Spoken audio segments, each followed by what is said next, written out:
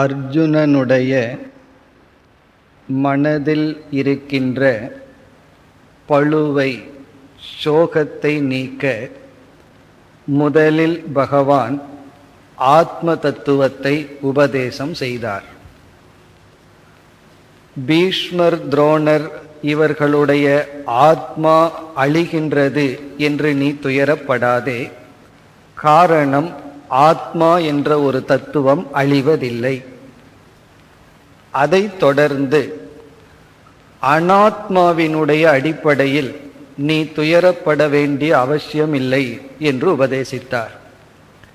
அர்ஜுனன் நினைக்கலாம், நான் அவர்களுடைய ஆத்மாவை நினைத்து துயரப்படவில்லை, அவர்களுடைய உடலை நினைத்து துயரப்படுகின்றேன், அவர்களுடைய பிரிவை நினைத்து நான் துயரப்படுகின்றேன் என்று கூறினால், மாற்ற முடியாத ஒன்றை நாம் ஏற்றுக்கொள்வதை தவிர வேறு வழி இல்லை.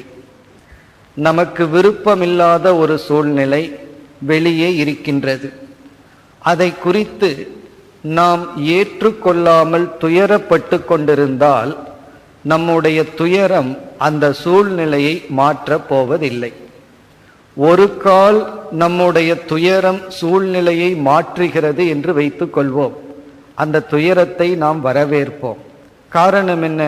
நம்முடைய துயரம் வெளி சூழ்நிலையை மாற்ற காரணமாக அமைகிறது. ஆனால் துயரம் வெளி சூழ்நிலையை மாற்றப் போவதில்லை. ஆகவே துயரம் வெறும் அனர்த்தம், பிரயோஜனமற்று துயரத்திற்கு துயரத்தை தவிர வேறு பலன் கிடையாது. ஆகவே பகவான் கூறுகின்றார், அபரிகாரியார்த்தே, பரிகாரம் இல்லாத விஷயத்தில் நீ துயரப்பட்டு என்ன பலன்? இதனுடைய பொருள், வெளியே நடக்கப் போகின்ற பீஷ்மர், துரோணர் இவர்களுடைய மரணத்தை, இவர்களுடைய பிரிவை நீ ஏற்றுக்கொண்டுதான் ஆக வேண்டும், பொறுத்து கொள்ள வேண்டும், அதை தவிர வேறு வழி இல்லை என்று கூறி முடித்தார்.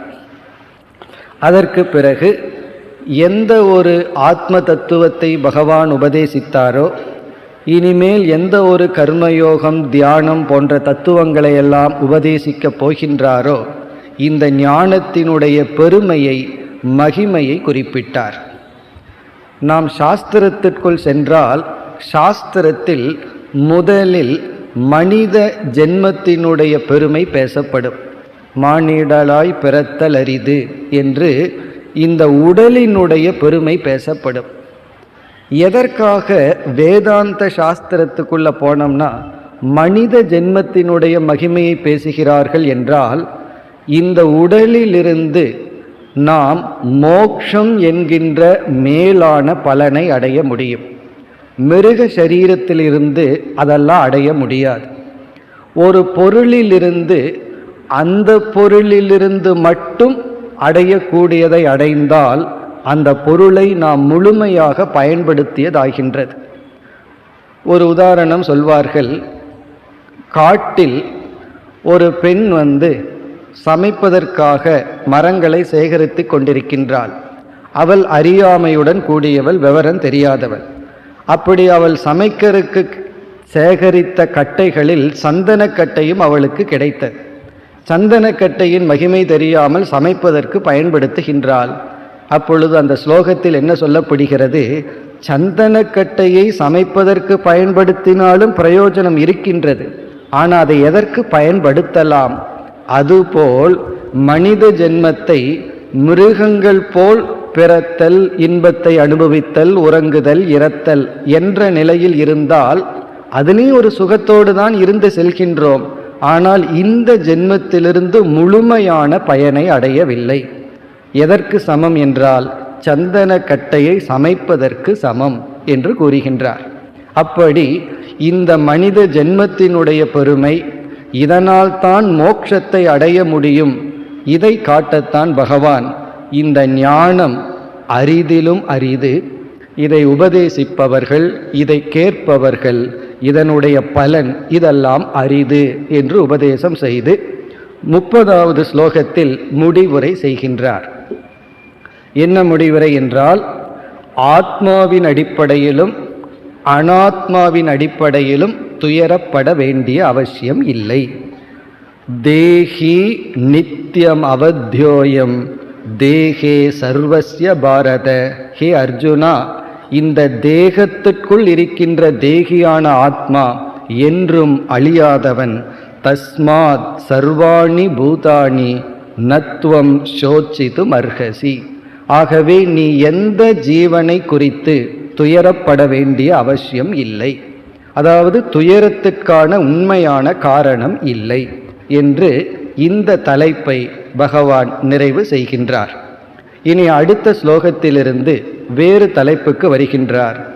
இப்பொழுது நாம் 31வது ஸ்லோகத்திற்கு செல்கின்றோம். இங்கு என்ன கருத்தை பகவான் பேசுகின்றார்? அர்ஜுனன் நினைக்கலாம், பீஷ்மர் துரோணர் இவர்களுடைய ஆத்மா, இவர்களுடைய அனாத்மா, இந்த இரண்டு அடிப்படையிலும் நான் இப்பொழுது துயரப்படவில்லை, சஞ்சலப்படவில்லை.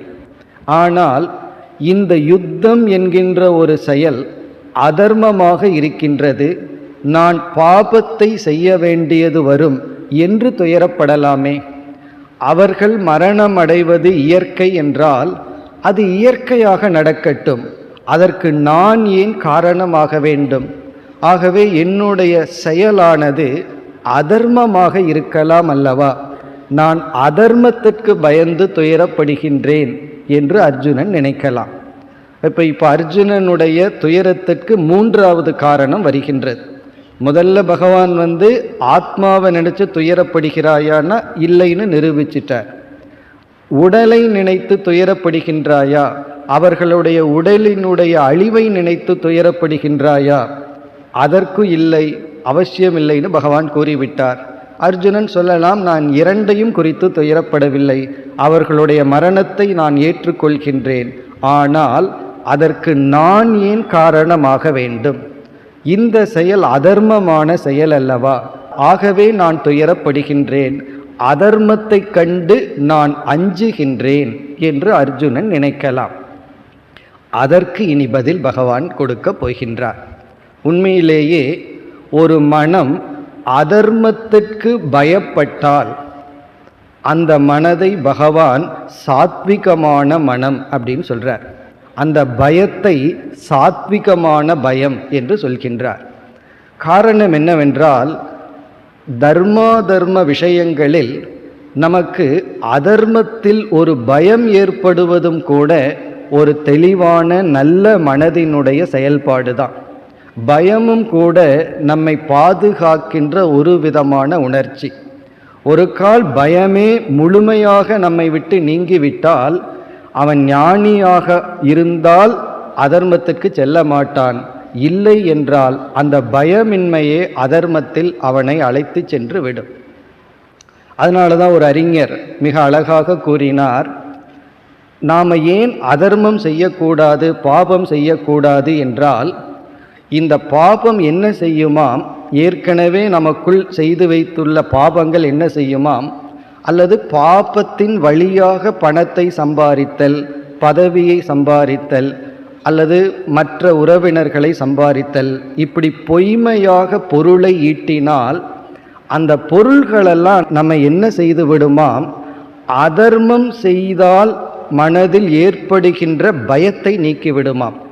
இப்போ பொய்யா பணத்தை சேகரிச்சிட்டோம் அப்படின்னா அந்த பணம் என்ன செய்யும், நாம் என்ன நினச்சிட்ருக்கோம், எப்படியாவது பணத்தை சம்பாரிச்சிட்டோம்னா போதும், அது நமக்கு பாதுகாப்பை கொடுக்கும் நினைக்கிறோம். ஆனால் அந்த பணம் தர்மப்படி வரவில்லை என்றால் அந்த பணம் நம் மனதில் இருக்கின்ற பயத்தை நீக்கும். எப்படி நீக்கும்னா, எனக்கு தான் பணம் இருக்கே, எனக்கு தான் பதவி இருக்கே, ஆட்கள் பலம் இருக்கே என்று ஒரு பொய்யான தைரியத்தை கொடுத்து இந்த செல்வமானது நம்மை அதர்மத்தில் தள்ளிவிடும். அதனால தான் தர்மம் என்னைக்கும் தோல்வி அடைவதில்லை. சத்தியமேவ ஜெயதேனா தர்மமேவ ஜெயதே, தர்மந்தான் என்றும் வெல்கின்றது. அப்படி இப்பொழுது அர்ஜுனனுக்கு தர்மத்தை குறித்து பயம் வருகின்றது. நான் பீஷ்மர் துரோணருடைய மரணத்தை ஏற்றுக்கொள்கின்றேன், பிரிவை சகித்து கொள்கின்றேன், பழகி கொள்கின்றேன், ஆனால் நான் அதர்மத்தில் ஈடுபட்டு விடுவேனா என்ற பயம் எனக்கு வருகிறது. இதுவும் சாத்விகமான மனதினுடைய லட்சணம். துரியோதனனுக்கு இந்த பயம் வரவில்லை. அதனால்தான் அவன் அழிந்து கொண்டே சென்றான். அப்படி தர்ம விஷயத்தில் அர்ஜுனனுக்கு குழப்பம் வருவதை பகவான் யூகிக்கின்றார். அதாவது அர்ஜுனனுடைய முகத்தை பார்த்து பகவான் யூகிக்கின்றார்னு நாம் எடுத்துக்கொள்ள வேண்டும். ஏன்னா இனிமேல் பகவானுடைய உபதேசம் தர்மத்தின் அடிப்படையில் இப்பொழுது அர்ஜுனனுக்கு உபதேசம் செய்கின்றார். இனி என்ன செய்கின்றார் என்றால், அர்ஜுனா, தர்மத்தின் அடிப்படையில் பார்த்தாலும் நீ இப்பொழுது யுத்தம் செய்வதுதான் சரி. இந்த யுத்தம் உன்னுடைய கடமை தர்மத்துக்கு உட்பட்டிருக்கின்றது. ஆகவே அந்த பயமும் வேண்டாம், அதை குறித்தும் நீ துயரப்படாதே. நான் அதர்மத்தில் ஈடுபட்டு விடுவேனோ, பாபம் எனக்கு வந்து விடுமோ என்ற பயம் அல்லது வருத்தம் அல்லது சோகம் வேண்டாம் என்று தர்மத்தை அர்ஜுனனுக்கு பகவான் போதிக்கின்றார். அதாவது உன்னுடைய செயல் தர்மத்திற்கு உட்பட்டிருக்கின்றது.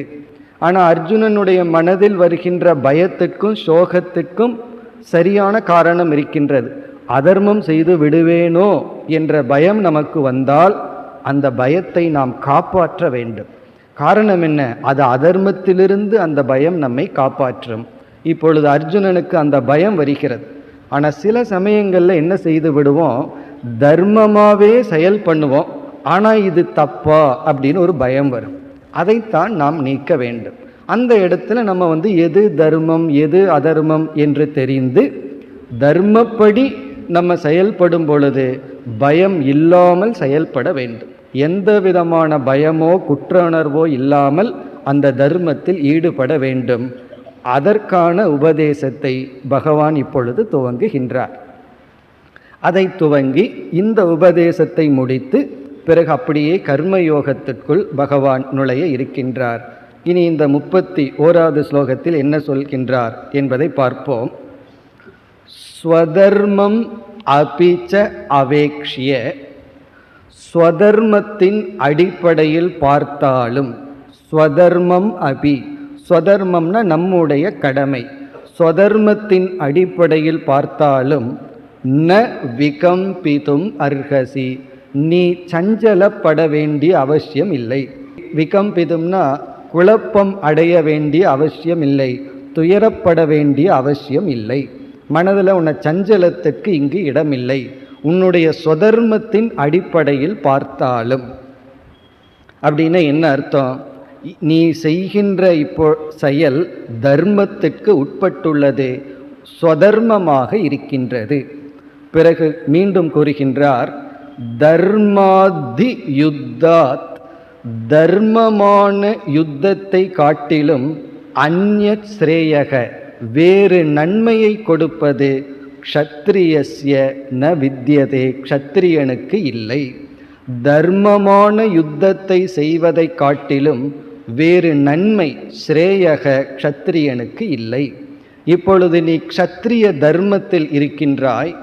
உனக்கு தர்மத்தை நிலைநாட்ட மேற்கொள்ளும் யுத்தமானது நன்மையை கொடுக்கும். இதைவிட நன்மையை கொடுக்க வேறு மார்க்கம் இல்லை என்று இங்கு பகவான் உபதேசம் செய்கின்றார். அதாவது உன்னுடைய கடமையை நீ செய்வதனால் அந்த கடமையை செய்வதை காட்டிலும் உனக்கு நன்மையை தரும் சாதனை வேறு எதுவும் இல்லை. இதுதான் மிக முக்கியமான கருத்து. நம்ம நினச்சிட்டு இருக்கோம், என்னை நான் உயர்த்தி கொள்ள கடமைகளையெல்லாம் சரிவர செய்யாமல் வேறு ஏதாவது சாதனையை செய்து என்னை நான் உயர்த்தி கொள்ள வேண்டும் அப்படின்னு நம்ம நினைக்கிறோம். ஆனால் பகவான் சொல்கிறார், உன்னுடைய கடமையை செய்வதை காட்டிலும் வேறு விதத்தில் உன்னை உயர்த்தி கொள்ள முடியாது. அந்த கடமையை எப்படிப்பட்ட நோக்கத்தில் செய்ய வேண்டும்ங்கிறது தான் கர்மயோகத்தினுடைய சாராம்சம். ஆனால் கர்மயோகத்தினுடைய முதல் படியே அந்த கடமை ஸ்வதர்மமாக இருப்பது அல்லது தர்மத்திற்கு உட்பட்டு இருத்தல். இப்போ கர்மயோகம்னு நம்ம சொல்லிவிட்டால் அதனுடைய ஃபஸ்ட்டு கேட் அல்லது முதல் படியில் தர்மந்தான் நிற்கும். தர்மப்படி உன்னுடைய செயல் இருந்தால் அதை காட்டிலும் உன்னை உயர்த்த வேறு மார்க்கம் இல்லை. இப்போ இந்த இடத்துல நம்ம தர்மத்தை இரண்டாக பிரிக்கின்றோம். ஒன்று சாமானிய தர்மம், இனி ஒன்று விசேஷ தர்மம். சாமானிய தர்மம் என்றால் எல்லா மனிதர்களுக்கும் எல்லா காலத்திலும் எல்லா சூழ்நிலைகளிலும் பொதுவாக இருக்கின்ற தர்மம். மனிதனுக்கு மனிதன் மாறுபடாது, இடத்துக்கு இடம் மாறுபடாது, காலத்திற்கு காலம் மாறுபடாது. உதாரணமாக வேதமானது ஒரு சாமானிய தர்மத்தை உபதேசிக்கின்றது. ந ஹிம்ஸ்யாத் சர்வபூதானி, எந்த ஜீவர்களையும் ஹிம்சை செய்யாதே, எந்த ஜீவர்களையும் துன்புறுத்தாதே, யாருக்குமே கஷ்டத்தை கொடுக்காதே. இது காமன் ரோல். இதில் ஆளுக்கு ஆள் வேறுபடுவதெல்லாம் கிடையாது. ஆனால் இந்த சாமானிய தர்மம் என்று ஒன்று இருக்க, விசேஷ தர்மம் என்று இனி ஒன்று இருக்கிறது.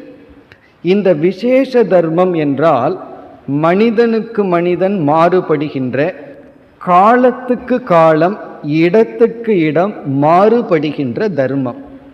இது ஸ்பெசிஃபிக் தர்மா. இந்த விசேஷ தர்மத்தை தான் இங்கு பகவான் ஸ்வதர்மம் என்று அழைக்கின்றார். ஸ்வதர்மம் என்றால் தனக்கு இருக்கின்ற கடமை, அது விசேஷ தர்மம். பொதுவாக சாமானிய தர்மமும் விசேஷ தர்மமும் சேர்ந்தே தான் போகும். ஆனால் சில சமயங்களில் இந்த இரண்டுக்கும் முரண்பாடு வந்துவிடும். சாமானிய தர்மம் ஒன்றை உபதேசிக்கும், விசேஷ தர்மம் வேறு ஒன்றாக இருக்கும், அதற்கு ஆப்போசிட்டாக வந்துடும். அதுக்கு என்ன எக்ஸாம்பிள்னா, இப்போ அர்ஜுனனுடைய நிலை தான். இப்போ அர்ஜுனனுடைய நிலையை பார்த்தோம்னா, சாமானிய தர்மம் என்ன சொல்லுது? யாரையும் துன்புறுத்தாதே. விசேஷ தர்மம் என்ன சொல்கின்றது? இப்பொழுது இவன் யுத்தம் செய்தாக வேண்டும், ஹிம்சை செய்தாக வேண்டும். அப்போ சாஸ்திரம் என்ன சொல்லுதுன்னா, இந்த இரண்டுக்கும் முரண்பாடு வந்தால் நீ விசேஷ தர்மத்தை தான் பின்பற்ற வேண்டும், சாமானிய தர்மத்தை விட்டு விடலாம். இதைத்தான் நம்ம பல சமயங்களில் தர்ம சங்கடம் அப்படின்னு சொல்லுவோம். பல சமயங்களில் இப்படி ஒரு சூழ்நிலை வருது, இதை செய்கிறதா அதை செய்கிறதா, எதையாவது ஒன்றை செய்தால் இனி ஒரு லாஸ். அப்படி நம்ம வாழ்க்கையில் வரும்பொழுது நமக்கு choice choosing between two evil அப்படின்னு வரும். ரெண்டு கஷ்டத்தில் எந்த கஷ்டத்தை தேர்ந்தெடுக்கிறது அப்படின்னு வந்துடும். ரெண்டு பேர்த்துக்கு கஷ்டம் கொடுக்க வேண்டியது வருது. அப்போ நம்ம குறைவான கஷ்டத்தை தேர்ந்தெடுத்தோம் அப்படின்னா அதுதான் தர்மம். அதாவது உயிர் போகுமா கையை வெட்டலாமாங்கிற முடிவில் டாக்டர் எதை தேர்ந்தெடுப்பார்? கையை தான் வெட்டுவார். காரணம் என்னன்னா, அந்த உயிரை காட்டிலும் கையை ரிமூவ் பண்ணுறது அப்படிங்கிறது வேறு வழி இல்லாமல் செய்யப்பட வேண்டிய ஒரு செயல். அதே போல அதர்மத்திற்கு துணை செய்து கொண்டிருப்பவர்களை நாம் அனுமதி கொடுத்து அவர்களை வைத்து கொண்டிருந்தால் சமுதாயமே சீர்கெட்டு விடும். அப்போ முழு சமுதாயத்தை காக்க சிலரை நாம் நீக்குவது கடமையாகி விடுகின்றது. அதனால தான் தர்மசாஸ்திரத்தில் ஒரு குடும்பம் நல்லா இருக்க வேண்டும் அப்படின்னா அதனால் ஒருவன் இறக்கப்பட்டால் தவறில்லை, அதுக்காக கொல்லணும்னு சொல்லப்படவில்லை. ஒருவன் இழந்துதான் ஒரு குடும்பம் நல்லா இருக்கணும்னா ஒருவன் இழக்கலாம். பிறகு ஒரு ஊரே நல்லா இருக்கணும்னா ஒரு குடும்பம் இழக்க வேண்டியது வந்தால் அந்த குடும்பம் போகலாம். ஒரு நகரம் நல்லா இருக்கணும்னா ஒரு கிராமம் அழியலாம். ஒரு பெரிய நாடு நல்லா இருக்கணும்னா ஒரு நகரமே அழியலாம். இப்படி சொல்லிட்டு வர்ற ஸ்லோகம், ஆத்மார்த்தம் பிருத்திவீம் தெஜேத், உன்னுடைய ஆத்ம ஞானத்தினால நீ இந்த உலகத்தையே விட்டு விடலாம் என்று சொல்கின்றது. இப்போ அந்த அடிப்படையில் பகவான் இங்கு உபதேசிக்கின்றார், உன்னுடைய ஸ்வதர்மமானது, அதான் ஸ்வதர்மம் அபி அவேக்ஷிய, ஸ்வதர்மத்தை பார்க்கும் பொழுது க்ஷத்ரியனுக்கு, க்ஷத்ரியனாக இருக்கின்ற உனக்கு ஸ்வதர்மம் என்ன என்றால் தர்மத்தின் பக்கம் இருந்து யுத்தம் செய்தல். இங்கே யுத்தம் செய்தல்ங்கிறது முக்கியமே அல்ல, தர்மத்தை நிலைநாட்ட நீ செய்ய வேண்டிய கடமை. இந்த இடத்துல அது யுத்தம், அது எதுவாக இருந்தாலும் தர்மத்தை நிலைநாட்ட வேண்டிய உன்னுடைய கடமை மிக மிக முக்கியம்.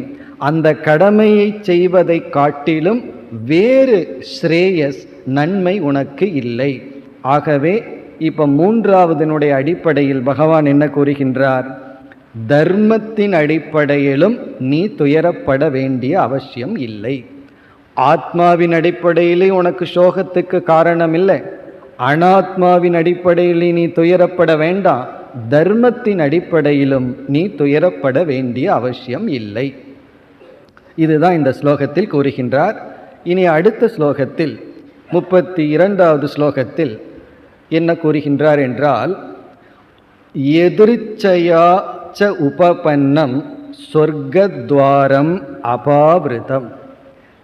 அர்ஜுனனிடம் கூறுகின்றார், அர்ஜுனா, உனக்கு தர்மத்தை நிலைநாட்ட யுத்தம் செய்கின்ற ஒரு சூழ்நிலை மிக மிக எதிர்ச்சையாக வந்துள்ளது. எதிர்ச்சா அப்படின்னா பை சான்ஸ், அரியது, கிடைப்பதற்கு அரியது. உனக்கு ஒரு சந்தர்ப்பம் கிடைச்சிருக்கு, உனக்கு ஒரு சான்ஸ் கிடைச்சிருக்குன்னு சொல்கிறார். அதாவது உன்னை அறியாமல் உனக்கு தர்மத்தின் பக்கம் இருந்து தர்மத்திற்காக போராடும் வாய்ப்பு கிடைத்துள்ளது. நம்ம தமிழில் வாய்ப்புன்னு சொல்கிறது தான் சமஸ்கிருதத்தில் எதிர்ச்சையா, எதிர்ச்சா அப்படின்னு சொன்னால் பை சான்ஸ், உனக்கு ஒரு வாய்ப்பு கிடைத்துள்ளது அப்படின்னு சொல்கிறார். காரணம், இந்த வாய்ப்பு பீஷ்மருக்கோ துரோணருக்கோ அஸ்வத்தாமனுக்கோ மற்றவர்களுக்கு கிடைக்கவில்லை. அவர்கள் அளவில் தர்மவான்களாக இருந்தாலும், தர்மத்தை அவர்கள் விரும்பி இருந்தாலும், அவர்களுடைய கர்மவினை அல்லது ஏதோ ஒரு காரணம் தர்மத்தின் பக்கம் நிற்பதற்கு வாய்ப்பு கிடைக்கவில்லை. ஆனால் அர்ஜுனனுக்கு கிடைத்துள்ளது. அதை ஞாபகப்படுத்துகின்றார். ஆகவே இப்படிப்பட்ட வாய்ப்பு யாருக்கு கிடைக்கும்? சுகிநக க்ஷத்ரியாக, புண்ணியம் செய்த க்ஷத்ரியர்களுக்குத்தான் தர்மத்தின் பக்கம் இருந்து தர்மத்தை நிலைநாட்ட ஒரு வாய்ப்பு கிடைக்கும். அந்த வாய்ப்பை நீ நழுவ விடாதே என்று எச்சரிக்கை விடுக்கின்றார். என கிடைச்ச வாய்ப்பு இருக்கே, வாய்ப்பு கிடைக்கிறதே அரிது. அது கைக்கு வந்ததுக்கப்புறம் அதை நீ நழுவ விட்டு விடாதே என்று கூறுகின்றார். நம்முடைய வாழ்க்கையில் பார்த்தாலும் பல சமயங்களில் நம்மை உயர்த்துவதற்கு பகவான் வாய்ப்பு கொடுத்திருப்பார். அதை நம்ம பல சமயங்களில் நழுவ விட்டு விடுவோம். அதாவது ஒருவருக்கு உதவி செய்கின்ற வாய்ப்பு, அதாவது தகுதியானவருக்கு உதவி செய்கின்ற வாய்ப்பு கிடைக்கிறதே அரிது. ஏன்னா தகுதியானவர்களே அரிது. அப்படி இருக்கும் பொழுது தகுதியானவர்களுக்கு உதவி செய்ய நமக்கு வாய்ப்பு கிடைத்திருந்தால் அதுவே அரிது. இந்த வாய்ப்புன்னு சொன்னால் மனம், பொருளாதார சூழ்நிலை, உடல்நிலை அல்லது க்ஷத்ரிய தர்மம். இப்போ இந்த இடத்துல அர்ஜுனனுக்கு உடல் வலிவு இருக்கின்றது, அறிவு இருக்கின்றது, சக்தி இருக்கின்றது, தர்மத்தின் பக்கம் அவன் இருக்கின்றான். அவன் போர்க்களத்தில் ஒரு முக்கியமான அங்கத்தை வகிக்கின்றான். இப்படி ஒரு வாய்ப்பு அவனுக்கு கிடைத்துள்ளது. அதே போல் நமக்குந்தான் தவம் செய்ய, தானம் செய்ய, மற்றவர்களுக்கு உதவி செய்ய ஒரு வாய்ப்பு கிடைத்திருந்தால் அந்த வாய்ப்பு கிடைக்கிறதே அரிது. பகவான் உதவியை வாங்குபவர்களாக நம்மை வைக்காம உதவி செய்பவர்களாக ஒரு கால் நமக்கு வாய்ப்பு கொடுத்தால் அந்த வாய்ப்பை நாம் பயன்படுத்தி கொள்ள வேண்டும். அப்படி பயன்படுத்தி கொண்டுட்டு யார் நம்மிடமிருந்து பயனடைந்தார்களோ அவர்களுக்கு மானசீகமாக நம்ம தான் நன்றி சொல்லணும். அவர்கள் சொல்வார்கள், ஆனால் வாய்ப்பு எனக்கு கிடைத்துள்ளது என்று நாம் தான் மகிழ்ச்சியை அடைய வேண்டும். அதைத்தான் இங்கு குறிப்பிடுகின்றார். புண்ணியம் செய்த க்ஷத்திரியர்களுக்குத்தான் வாய்ப்பு கிடைக்கும். அதாவது தியாகம் செய்ய உனக்கு வாய்ப்பு கிடைத்துள்ளது. என்ன யுத்தம்னு சொன்னால் யார் வெல்வார்கள் தோற்பார்கள்னு தெரியாது. ஒரு கால் நீ இறந்தாலும் அது என்னாகும்னு பிறகு சொல்ல போகிறார். ஆனால் தர்மத்தை நிலைநாட்ட, உயிரையே பணயமாக வைத்து தர்மத்தை நிலைநாட்ட உனக்கு வாய்ப்பு கிடைத்துள்ளது. அதை நீ நழுவ விடாதே என்று கூறுகின்றார். இது எதற்கு சொல்கிறார்னா, நீ தர்மத்தின் பக்கம் இருக்க, இதுதான் உன்னுடைய கடமை. இந்த கடமையை செய்வதற்கு மேல் உன்னை உயர்த்தி கொள்ள வேறு மார்க்கம் இல்லை என்று உபதேசம் செய்து, பிறகு அடுத்த ஒரு சில ஸ்லோகங்களில் ஒரு கால் உன்னுடைய கடமையை நீ செய்யவில்லை என்றால் பின் விளைவு என்ன என்பதை உபதேசம் செய்கின்றார். அதனுடைய ஆப்போசிட் ரிசல்ட் என்ன, விளைவு என்ன, அதையும் பகவான் உபதேசம் செய்கிறார். அதுவும் நமக்கு தெரிஞ்சிருக்கணும்.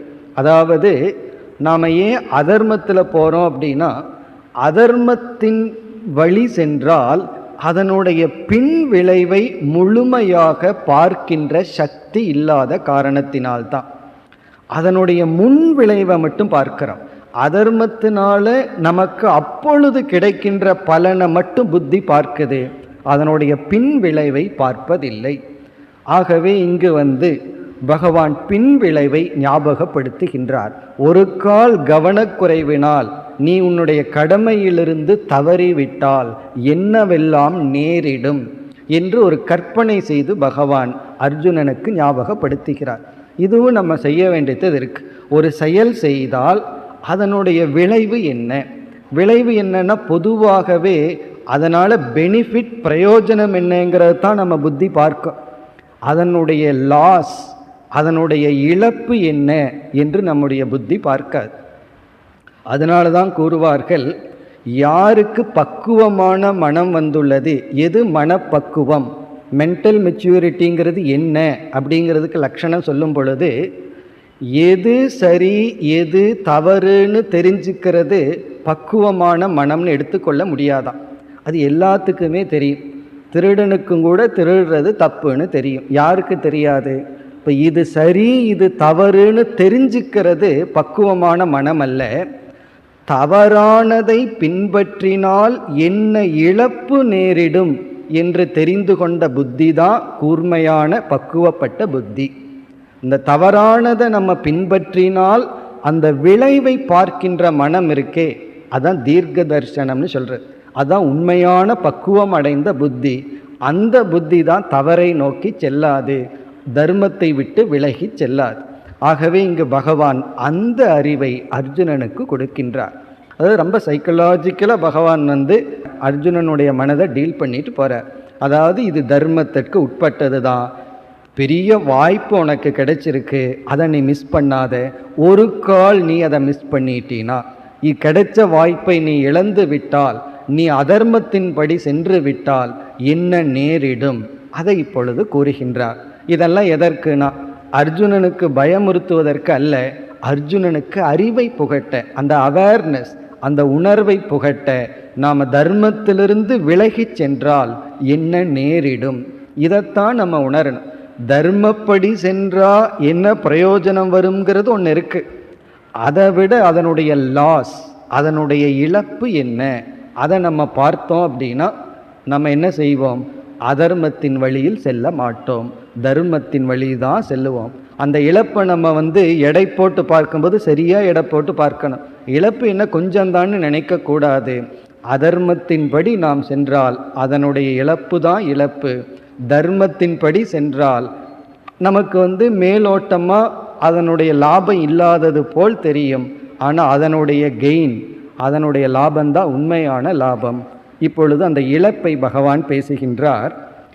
அதச்சேத்வம், அதச்சேத் அப்படின்னா ஒரு கால், சப்போஸ். ஆங்கிலத்தில் சப்போஸ்ன்னு சொல்லுவோம், அதுதான் சமஸ்கிருதத்தில் அதச்சேத், ஒரு கால் அப்படின்னு என்ன அர்த்தம்? அர்ஜுனன் அப்படி செய்ய போறதில்லை, அவன் தன்னுடைய கடமையிலிருந்து விலகப் போவதில்லை. ஒரு கால் நீ விலகினால், நீ உன்னுடைய கடமையிலிருந்து விலகி சென்றால், அதச்சேத் இமம் தர்மியம். இங்கே பகவான் மீண்டும் மீண்டும் அந்த வார்த்தையே பயன்படுத்துகிறார். தர்மியம், தர்மத்திற்கு உட்பட்ட இந்த கடமையை நீ செய்யவில்லை என்றால், ந கரிஷ்யசி, நீ ஒரு கால் செய்யவில்லை என்றால் என்ன விளைவு ஏற்படும்? பகவான் இங்கே 3 விளைவை குறிப்பிடுகின்றார். இந்த 3 பின் விளைவு ஏற்படும். அது என்ன? முதல் விளைவு ஸ்வதர்மம். நீ ஸ்வதர்மத்தை இழந்தவன் ஆகின்றாய், உன்னுடைய கடமையிலிருந்து வீழ்ந்தவன் ஆகின்றாய். நம்ம நினச்சிட்டு இருக்கோம் கடமையை செய்யலினா செய்யல அவ்வளவுதானே அப்படின்னு நினைக்கிறோம். ஆனால் சாஸ்திரம் சொல்லுது, கடமை இல்லாத ஒரு செயலை நீ செய்யலாம், செய்யாமல் இருக்கலாம். ஆனால் கடமை என்று ஒன்று விட்டால் அதை செய்துதான் ஆகணும். செய்யவில்லை என்றாலே பாபம். இப்போ கடமையை செய்யாததே குற்றம் என்று சாஸ்திரம் கூறுகிறது. நான் தான் ஒன்றும் செய்யலையே, பாபம் இப்படி வரும்னு நம்ம கேட்போம். ஆனால் சாஸ்திரம் வேறு விதத்தில் நோக்குகின்றது. ஒரு இடத்துல நீ இருக்க, உன்னுடைய அனுமதியின் பேரில் தான் அங்கே ஏதோ ஒன்று நடந்தாக வேண்டும். ஒரு தவறு நடக்கின்றது, அதை நீ கண்டிக்கவில்லை என்றால் அதர்மத்தின் துணை நீ போக வேண்டாம். அதர்மத்திற்கு நீ அனுமதி கொடுத்தாலும் அது பாபம். இப்போ ஸ்வதர்மம் என்பதை இங்கு பகவான் ஸ்வதர்மம் ஹித்வா, உன்னுடைய கடமையை நீ செய்யாதவன் ஆகி விடுகின்றேன். இப்போ முதல் தோஷம் கடமையை விட்டு விடுதல், அது முதல் தோஷம். இரண்டாவது கீர்த்திம், நீ புகழை இழந்து விடுவாய். கீர்த்தி அப்படின்னா புகழ், நீ புகழை இழந்து விடுவாய். பிறகு பாபம் அவாப்சேசி, மூன்றாவது கண்ணுக்கு தெரியாத பாபம் என்ற பலனை அடைவாய். அதாவது உன்னுடைய கடமையை நீ இழந்து விடுவாய். நாம் நம்முடைய இந்த கில்ட் ஃபீலிங்னு சொல்கிறோமே, அது நம்மை பற்றி கொள்ளும். அதுதான் பெரிய லாஸ். நம்ம வயது ஆக ஆக நம்ம மனம் ஏன் பழுவாயிட்டே போகுது? உடலோ அதை சுமக்கிறதுக்கு சக்தி இல்லாமல் போகுது, அதற்குள்ள மனதையும் சுமக்க முடியாமல் நம்ம ஏன் போகிறோம் அப்படின்னா, குற்ற உணர்வுகளை எல்லாம் ஏற்றி வைத்து கொண்டு இருக்கின்றோம். அதனால் கடைசி காலத்தில் தனிமையில் உட்கார்ந்தோம்னா நம்ம என்னென்னலாம் நல்லது செஞ்சோமோ அது ஞாபகத்துக்கு வராது. எதெல்லாம் நம்ம செய்யலையோ, செய்ய தவறினோமோ அதுதான் ஞாபகத்துக்கு வரும். அந்த குற்ற உணர்வு என்பது நம்முடைய ஆன்மீக பயிற்சிக்கு பெரிய தடையாக நிற்கும். அதனால ஒருவர் சொன்னார், ஒரு தப்பை முதல்ல செய்யும்போது பயம் வரும், குற்ற உணர்வு வரும். அப்படியே செஞ்சு செஞ்சு ப்ராக்டிஸ் ஆனால் குற்ற உணர்வே தெரியாமல் போயிருமே அப்படின்னு சிலர் நினைக்கலாம். அப்படி ஒரு கல் மனம் ஆயிடுதுன்னு சொன்னால் அந்த மனம் எதற்கும் பிரயோஜனம் இல்லாத மனம். துயரத்துக்கு தான் அது பிரயோஜனம். காரணம், மனம் மென்மையாக ஆகத்தான் நுண்ணிய கருத்துக்களை எல்லாம் உணர முடியும். நம்முடைய வாழ்க்கையில் சாதனையே மனதை மென்மையாக்குதல், சென்சிட்டிவிட்டின்னு சொல்கிறது. அதாவது மனதை மென்மைப்படுத்துதல், கூர்மைப்படுத்துதல். அப்பொழுதுதான் சில நுண்ணிய உண்மைகளெல்லாம் நமக்கு தெரியும். கண்ணுக்கு முன்னாடி ஒன்று தெரியும், ஆனால் கண்ணுக்கு பின்னாடி வேறொரு காரணம் இருக்குது. அதையெல்லாம் நம்ம அறிவில் தான் உணர்ந்து கொள்ள முடியும். அப்படி நம்முடைய மனதை கல்லாக்கி இறுக்கி விட்டால், நம்ம குற்ற உணர்வு, பயம் இதையெல்லாம் நம்ம கண்டுகொள்ளாமல் நம்ம கல்லாக்கி விட்டால் அந்த மனம் அறிவை அடைய, வைராக்கியத்தை அடைய தகுதி அடையாது. வைராக்கியம், அறிவு, விவேகம், அமைதி இதெல்லாம் அந்த மனத்துக்கு இடமே இல்லை. ஆகவே நம்ம மனதை மென்மையாக்க வேண்டும் என்றால் நம்ம மனதில் குற்ற உணர்வை நாம் சுமக்கக்கூடாது. சில பேர் சரியான காரியத்தை பண்ணிட்டு புரிஞ்சுக்காம இது தப்பான குற்ற உணர்வை சுமப்பார்கள். அது நமக்கு கூடாது, அது அறிவில் நீக்கிறணும். ஆனால் நாம் சுதர்மத்திலிருந்து விலகிவிட்டால், செய்ய வேண்டிய கடமையிலிருந்து விலகிவிட்டால் குற்ற உணர்வை சுமக்க ஆரம்பித்து விடுவோம். ஒரு தாய் குழந்தை வளரும் சமயத்தில் என்ன கடமையோ அதை செஞ்சு குழந்தைக்கு கொடுக்க வேண்டியதை கொடுத்தரணும். அப்படி கொடுக்க தவறிவிட்டால் நாளைக்கு குழந்தை பெருசாகி அது வயலண்ட்டாக ஆகும்போது அந்த தாயினுடைய மனதில் குற்ற உணர்வு வரும். அதே போல் ஒரு ஆசிரியர், மற்றவர்கள், ஒரு ரிலேஷன்ஷிப்பில் நம்மளுடைய கடமையை செய்ய தவறினால் குற்ற உணர்வினால் நாம் பாதிக்கப்படுவோம். அதை இங்கு பகவான் குறிப்பிடுகின்றார். பிறகு கீர்த்தி. கீர்த்தி என்றால் புகழ். பொதுவாகவே க்ஷத்திரியர்களுக்கு பலகீனமாக இருப்பது புகழ். அது தர்மசாஸ்திரத்திலே சொல்லப்பட்டு, ஒவ்வொருத்தருக்கும் ஒவ்வொன்றில் பலகீனமாக. அதில் அரசாள்பவர்களுக்கு ஒரு பெரிய பலகீனம் என்னன்னா புகழ்.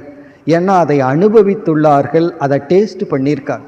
அந்த புகழை அனுபவித்த மனசுக்கு புகழை விடுவதற்கு மனமே வராது. ஆகவே அர்ஜுனனுக்கு எவ்வளவோ புகழ், அர்ஜுனனுக்கு எத்தனையோ பேர் இருக்கு. சாதாரணமாக மனுஷனுக்கு 1-2 தான் பேர் இருக்கு. அர்ஜுனனுக்கு எவ்வளவு பேர் இருக்குன்னு மகாபாரதத்தில் எடுத்து பார்த்தோம் அப்படின்னா எத்தனையோ பெயர்கள். அவ்வளவு புகழை அவன் அடைந்துள்ளான்.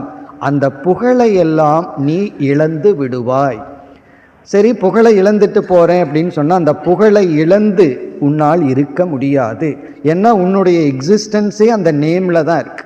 அந்த நேம் போயிட்டா நானே போயிடுறேன், அந்த நிலைக்கு நீ ஆளாகி விடுவாய் என்று கீர்த்தி புகழை நீ இழந்து விடுவாய்.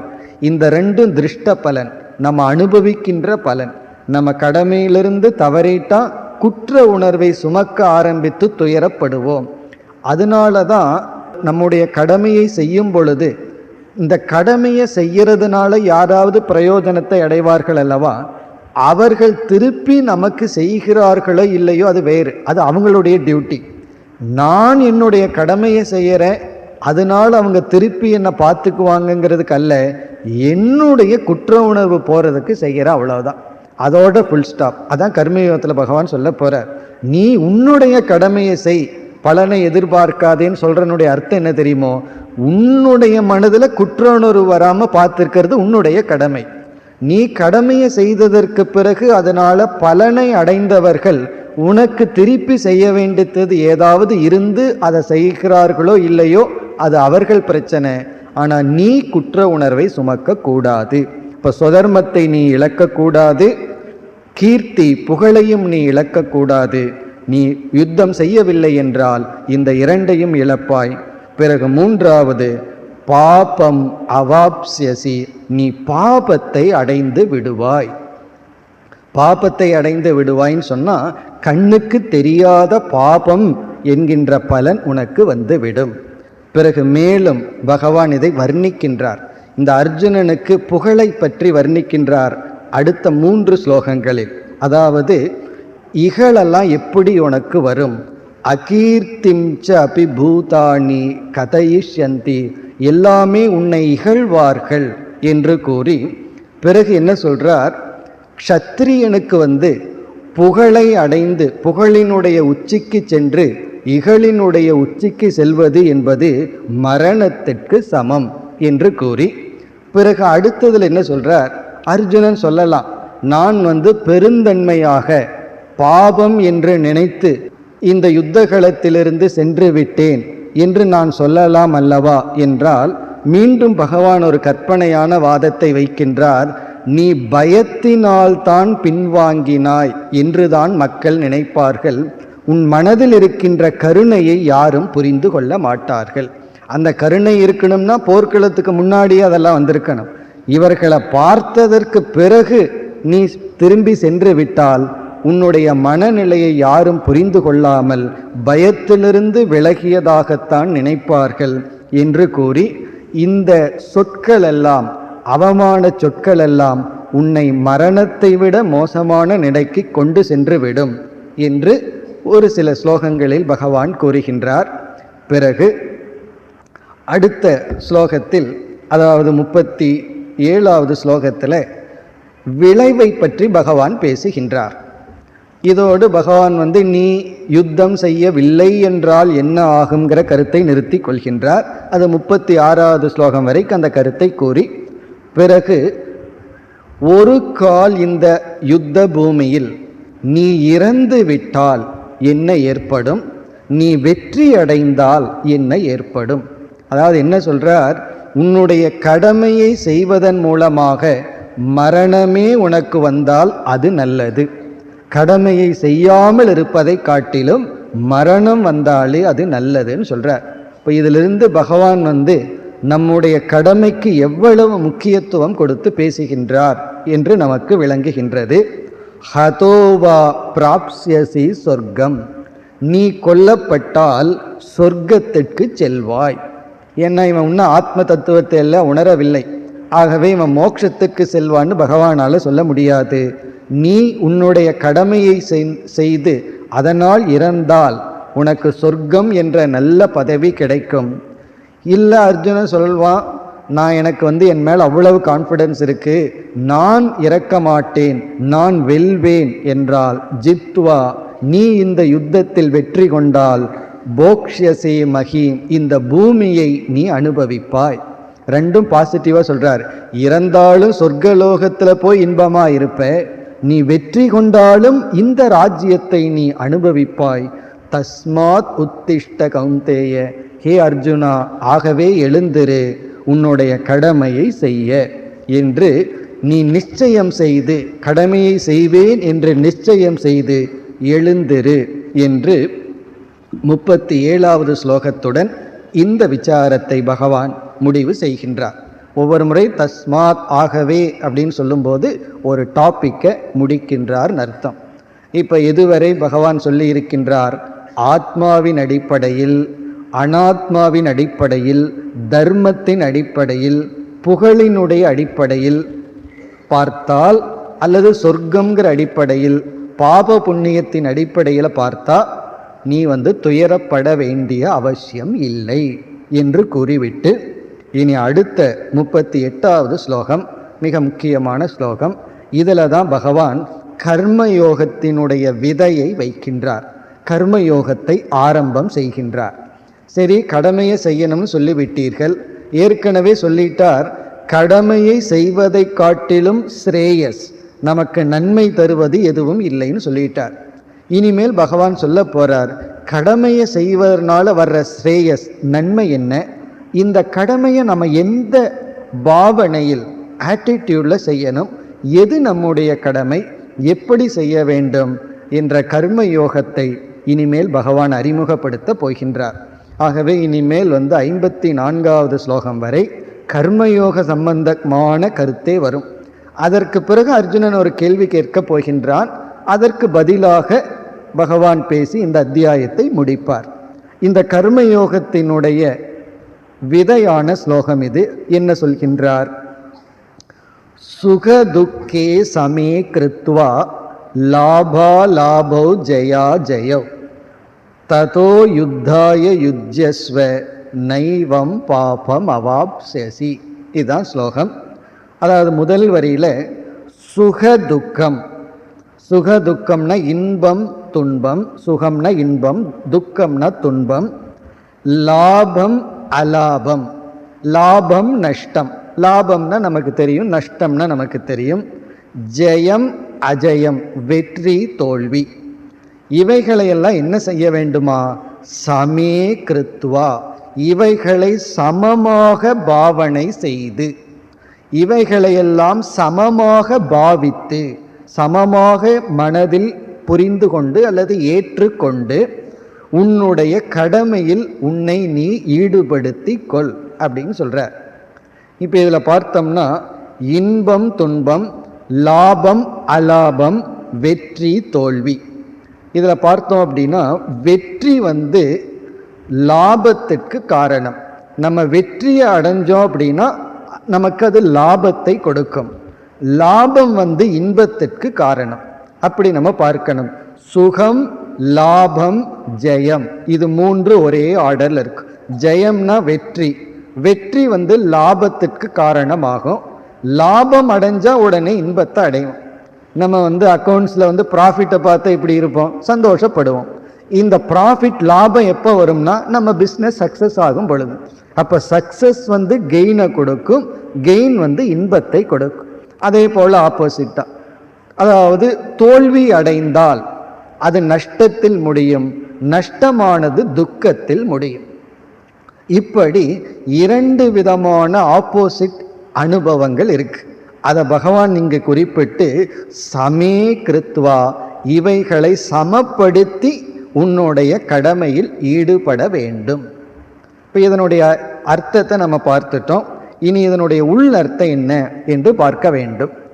அதாவது கர்மயோகம் என்பது நாம் செய்கின்ற அதே செயல்தான். இப்போ ஒருவர் இடத்துல நீங்கள் ஆன்மீக சாதனை பண்ணணுங்கிறதுக்காக தவம் செய்யுங்க, கோயிலுக்கு போங்க, ஏதாவது ஒரு புதிய செயலை சொன்னால் அவங்க என்ன சொல்லலாம்? எனக்கு நேரம் இல்லை, எத்தனையோ கடமைகள் இருக்குது, டியூட்டி இருக்குது, அதையெல்லாம் நான் விட்டுட்டு எப்படி சாதனை செய்வதுன்னு சொல்லலாம். அதை நம்ம ஏற்றுக்கொண்டு தான் ஆகணும். ஆனால் பகவான் என்ன சொல்கிறார்? உன்னுடைய கடமையைத்தான் நான் செய்ய சொல்கிறேன். கடமைக்கு மேலே எக்ஸ்ட்ரா தபஸை பின்னாடி பார்த்துக்குவோம், ஓவர் டைமை பின்னாடி பார்த்துக்குவோம். முதல்ல நம்மளுடைய டியூட்டி, அதை நான் இப்பொழுது உனக்கு உபதேசிக்கின்றேன். உன்னுடைய கடமையையே செய்ய வேண்டிய பாவனையுடன் செய்தால், அது கர்ம யோகமாக மாறுகிறது. அதனால யாருக்குமே கர்மயோகம் பண்றதுக்கு நேரம் இல்லைன்னு சொல்ல முடியாது. கர்மயோகம் பண்றதுக்கு நேரம் இல்லைன்னா தூங்குறதை தவிர வேற எதுவும் செய்ய முடியாது. காரணம் என்ன? நம்ம எந்த செயல் செய்தாலும் அந்த செயலுக்கு பின் இருக்கின்ற பாவனை, ஆட்டிடியூட், அதுதான் அது கர்மமா அல்லது கர்ம யோகமானு நிர்ணயம் செய்கின்றது. அப்படி நம்ம அந்த செயலை இரண்டாக பிரிக்கின்றோம். ஒன்று, நாம செயல்ல ஈடுபடுபவர்களாக இருக்கின்ற நாம். இனி ஒன்று, செயலினுடைய பலனை அனுபவிக்கின்ற நாம் அப்படின்னு பிரிச்சிடறோம். அதாவது ஒரு செயலை செய்யறோம், செயலினுடைய விளைவை அனுபவிக்கின்றோம். இந்த கர்ம யோகத்துல என்ன பேசப்படும்னா, செயல் செய்பவனாக இருக்கின்ற நீ என்னென்ன பாவனையுடன் செயல் செய்ய வேண்டும், பிறகு செயலினுடைய விளைவை நீ அனுபவிக்கும் பொழுது என்னென்ன பாவனையுடன் நீ அந்த விளைவை ஏற்றுக்கொள்ள வேண்டும். இதுதான் கர்மயோகத்தினுடைய அச்சாணி. அதுல இங்க பகவான் என்ன செய்கின்றார், நீ செயலினுடைய பலனை அனுபவிக்கும் பொழுது எப்படிப்பட்ட மனநிலையில் பலனை நீ வரவேற்க வேண்டும். நம்மளுடைய கடமையை செஞ்சிடறோம். செஞ்சதற்கு பிறகு கடமையினுடைய பலன் ஒன்று நமக்கு வரும் அல்லவா, அந்த பலனை நீ எப்படி எதிர்நோக்க வேண்டும். அதுதான் கர்மயோகத்தினுடைய ஒரு அங்கமாக இந்த இடத்துல பேசுகின்றார். இனிமேல் வருகின்ற ஸ்லோகங்கள்ல பூரா கர்மயோகத்தை தான் பகவான் பேச போற. நம்ம இனி பார்க்கும் பொழுது நமக்கு தெளிவாக விளங்கும். இப்ப இந்த இடத்துல முதல் கருத்து, இந்த உலகத்திலிருந்து பலனை நாம் வாங்கும் பொழுது நம்முடைய மனநிலை எப்படி இருக்க வேண்டும். இதுதான் ரொம்ப முக்கியம். காரணம், நம்ம கடமையை நல்லா செஞ்சிருப்போம், அந்த பலனை வாங்கும் பொழுது நம்ம மனதில் இருக்கின்ற எதிர்பார்ப்பினுடைய தவறினால் நம்ம துயரப்படுவோம். கடமையை செய்யாம இருந்து துயரப்பட்டா அது லாஜிக், அதுக்கு ஏதோ நியாயம் இருக்கு. நம்ம தப்பு பண்ண துயரப்படுறோம்.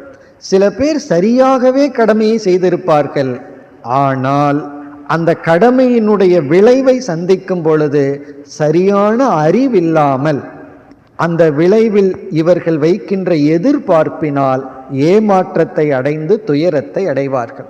அது மட்டுமல்ல, துயரத்தை அடைஞ்சிட்டா மட்டும் பரவாயில்ல, அவர்கள் வேற ஒரு தத்துவத்திற்கே விடுவார்கள். நியாயமா வாழ்ந்தோம்னா பிழைக்க முடியாது, நான் என்னுடைய கடமையை செய்தேன், ஆனால் ரிசல்ட்டை பார்க்கும் பொழுது கடமையை செஞ்சிருக்க கூடாதுன்னு தோணுது, அப்படியெல்லாம் சொல்வார்கள். ஒரு பையன் பெரியவனானவுடன் பெற்றோரை விட்டுட்டு போயிட்டான். உடனே அவர் சொல்றார், நான் இவ்வளவு நாளா அவனை ஒழுங்கா வளர்த்துனது தப்பு அப்படின்னு சொல்றார். அப்படின்னு என்ன, இவர் ஒழுங்கா அவனை வளர்த்தி ஆளாக்கி இருக்கார், அது தப்பாகி விட்டது.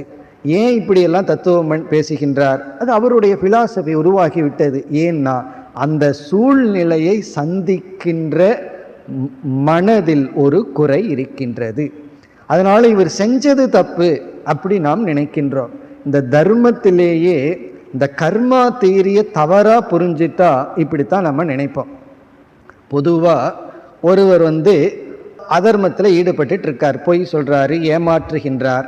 அவர் வியாபாரம் நல்லா இருந்து சந்தோஷமா இருக்கார்.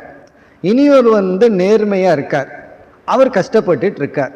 இதை நம்ம கண்கூடமா பல இடங்கள்ல பார்க்கிறோம். உடனே நமக்கு அந்த எத்திக்ஸ் மேலேயே, அந்த தர்மத்தின் மீது நம்பிக்கை போயிடும். நம்ம என்ன சொல்றோம், இவன் தவறு பண்ணிட்டு இருக்கான் ஆனா சந்தோஷமா இருக்கான், இவனோ நேர்மையா இருக்கான் ஆனா கஷ்டப்படுறான், அதனால என்ன முடிவு பண்றேன்னா நானும் நேர்மையா இருக்க மாட்டேன், இப்படி நம்ம முடிவு பண்றோம். இது எப்படி தவறான கொள்கை அப்படின்னு சொன்னா, நம்ம ஒரு ராங் ஜட்ஜ்மெண்ட் போட்டுறோம். நம்மளுடைய அந்த கணக்கில் தப்பு வந்தாச்சு. எப்படி என்றால், இன்று ஒருவன் அதர்மத்தில் ஈடுபட்டு கொண்டிருந்து சுகமா இருக்கான்னா, இந்த அதர்மம் அவனுக்கு சுகத்தை தரவில்லை. அவன் சுகமா இருக்கிறது வேறு ஏதோ காலத்துல அவன் புண்ணியம் பண்ணியிருக்கான், அது அவனுக்கு இன்பத்தை கொடுத்து கொண்டு இருக்கிறது. இப்ப பண்ற அதர்மம் பிறகு அவனுக்கு துக்கத்தை கொடுக்க போகுது. பிறகு ஒருத்தன் தர்மப்படி இருக்கான், துயரப்பட்டு இருக்கான்னா, இந்த தர்மம் அவனுக்கு துயரத்தை கொடுக்கவில்லை. நம்ம அப்படி கனெக்ட் பண்ணிடுறோம், இம்மீடியட் கனெக்ஷன் கொடுத்துட்றோம். அவன் பட்ட துயரத்திற்கு இவன் ஏற்கனவே செய்த பாபம் இவனுக்கு இப்ப துயரத்தை கொடுத்து கொண்டிருக்கின்றது. பிறகு இப்பொழுது செய்து கொண்டிருக்கின்ற தர்மம் பிறகு இவனுக்கு இன்பத்தை, மகிழ்ச்சியை, மேன்மையை கொடுக்க போகின்றது. நம்ம என்ன கால்குலேஷன் மிஸ் பண்ணிடுறோம் அப்படின்னா, அதர்மம் பண்ணிட்டு இருக்கிறவன் சுகமா இருக்கான்னா இந்த அதர்மம் இம்மீடியட்டா சுகத்தை கொடுக்குதுன்னு நினைக்கிறோம். தர்மப்படி வாழ்றவன் துயரப்படுகின்றான்னா தர்மம் இவனுக்கு துயரத்தை கொடுக்குதுன்னு நினைக்கிறோம். அப்படி அல்ல. கர்ம தத்துவம் இந்த தர்மம் பிறகு அவனுக்கு நன்மையை கொடுக்கும். பிறகு இவன் துயரத்திற்கு காரணம் இவன் ஏற்கனவே எப்பொழுதோ செய்த பாபம், அது துயரத்தை கொடுக்கிறது. ஆகவே பாபந்தான் துயரத்தை கொடுக்கும், தர்மந்தான் சுகத்தை கொடுக்கும், மேன்மையை கொடுக்கும். இதுல தவறே கிடையாது. நாம எதுல வேணாலும் தவறு பண்ணலாம். பகவானுடைய இந்த நியதி இருக்கே, இது தவறவே தவறாது.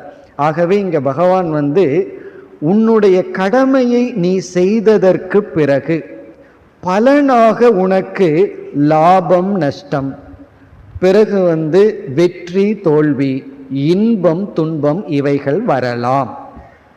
சில சமயங்களில் இன்பத்தை விட துன்பம் தான் நம்ம பக்குவப்படுத்தும், துன்பம் தான் நமக்கு தேவைப்படுவதாக இருக்கலாம். அதனால் பகவான் ஒருத்தர் மீது ரொம்ப அன்பு செலுத்தணும்னு நினச்சா துன்பத்தை தான் கொடுப்பார், இன்பத்தை கொடுத்து ஏமாத்திர மாட்டார். ஆகவே சில சமயங்கள் துன்பம் நமக்கு தேவையாக இருக்கலாம், இன்பமும் நமக்கு தேவையாக இருக்கலாம். சில சமயங்கள் தோல்வி நமக்கு தேவையாக இருக்கலாம். தேவையாக இருக்கலாம் அல்ல, தேவைதான்.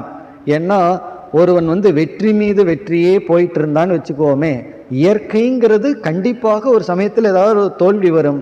பிறகு சிறிய தோல்வியே அவனால் தாங்கிக் கொள்ள முடியாது. ஆகவே வாழ்க்கையில் நம்ம தோல்வியும் சந்திக்கணும், வெற்றியையும் சந்திக்கணும், பிறகு லாபத்தையும் சந்திக்கணும், நஷ்டத்தையும் சந்திக்கணும். அதனால தான் அக்கௌண்ட்ஸில் பார்த்தீங்கன்னா ப்ராஃபிட் அண்டு லாஸ் அக்கௌண்ட் இருக்கு. ப்ராஃபிட் ஆறும் கூட கிடையாது. அப்படின்னா லாஸ்ங்கிறது it's a part of business. லாஸ்ங்கிறது கண்டிப்பாக இருந்து தான் ஆகணும், ப்ராஃபிட்ங்கிறது கண்டிப்பாக இருக்கும். இது நம்முடைய வாழ்க்கை.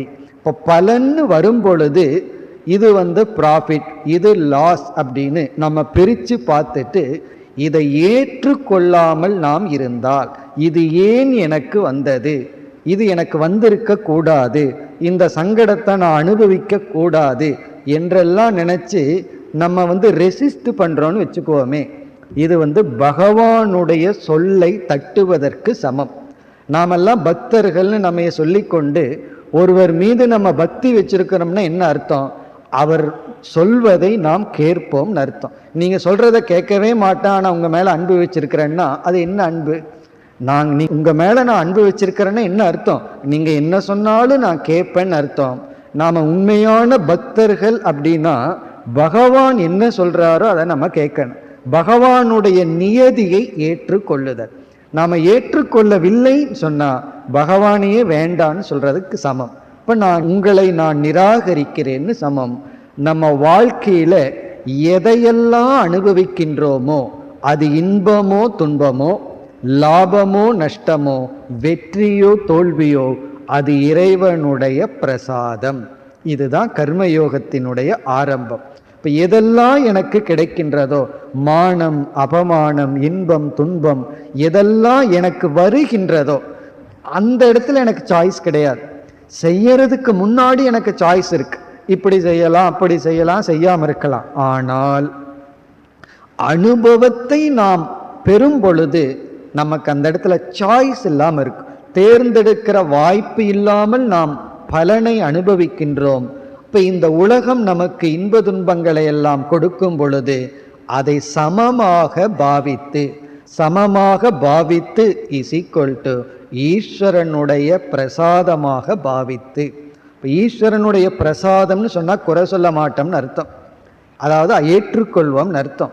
இப்போ நம்ம வைஷ்ணவருடைய கோயிலுக்கு போய் அவங்க புளியோதரை கொடுக்குறாங்க வச்சுக்கோமே, சாப்பிடும்போது ஒரு கல் இருந்ததுன்னா யாருக்கும் தெரியாமல் பேசாமல் தூக்கிட்டு சாப்பிட்டு வந்துடுவோம். ஆனால் அதே கல் வீட்டில் இருந்ததுன்னு வச்சுக்கோமே, எவ்வளோ கோவம் நமக்கு வருது. நான் சம்பாரித்து போடுறேன், நீ கல் இல்லாமல் சமைக்க மாட்டேன்னு கோவப்படுறோம். ஆனால் அதே இது கோயிலில் இருந்ததுன்னா ஏன்? அதை பிரசாதம்னு நினைக்கிறதுனால அதை நம்ம ஏற்றுக்கொள்கிறோம். பிரசாதம்னு நினைக்கவில்லை என்றால் நமக்கு வெறுப்புகள் விடுகின்றது. ஆகவே இங்கே என்ன சொல்றார் பகவான், உனக்கு வாழ்க்கையில் கிடைக்கின்ற 2 விதமான அனுபவங்கள், வெற்றி தோல்வி போன்ற அனுபவங்களை நீ என்னுடைய இயற்கையின் படிதான், என்னுடைய நியதிப்படிதான் உனக்கு வந்து கொண்டு இருக்கின்றது. அதாவது இது எனக்கு வரக்கூடாது, எனக்கு வெற்றி தான் வரணும், இந்த தோல்வி எனக்கு வந்திருக்கிறது அநியாயம்னு நீ நினைத்தால் ஏதோ நான் தப்பு பண்ணினதாக அர்த்தமாய், பகவானுடைய கால்குலேஷன்லேயே தப்பு வந்துடுது, அப்படி பகவானை குறை சொல்வது ஆகிவிடும். ஆகவே வாழ்க்கையில் வருகின்ற பலனை, கர்ம பலனை சமே கிருத்வா, இந்த இடத்துல சங்கரர் எழுதுறாரு, ராகத்வேஷத்தை விட்டு, வெறுப்பு வெறுப்பை விட்டு. எதிர்பார்க்கிறதுல தவறில்லை, ஆனால் வரும் பொழுது வெறுப்பு வெறுப்பை விட்டு உன்னுடைய கடமையில் நீ ஈடுபடு. நைவம் பாபம் அவாப்ஸ்யசி, பகவான் அதற்கு பலனை உடனடியாக சொல்கின்றார். இப்படி நீ செயல்பட்டால் கண்டிப்பாக பாபத்தை அடைய மாட்டாய், உறுதி கொடுக்கின்றார். இது என்னுடைய உறுதியான வாக்கியம். நீ உன்னுடைய கர்மத்தினுடைய பலனை அனுபவிக்கும் பொழுது என்னுடைய பிரசாதமாக ஏற்றுக்கொள். விருப்பு வெறுப்பை அந்த இடத்தில் தியாகம் செய்து விடு. இது கர்மயோகத்தினுடைய முதல் படி. மேலும் இனி பகவான் கர்மயோகத்தை விளக்கப் போகின்றார். அடுத்த வகுப்பில் தொடர்வோம். ஓம் பூர்ணமத பூர்ணமிதம் பூர்ணாத் பூர்ணமுதச்யதே பூர்ணஸ்ய பூர்ணமாதாய பூர்ணமேவாவசிஷ்யதே. ஓம் சாந்தி சாந்தி சாந்தி.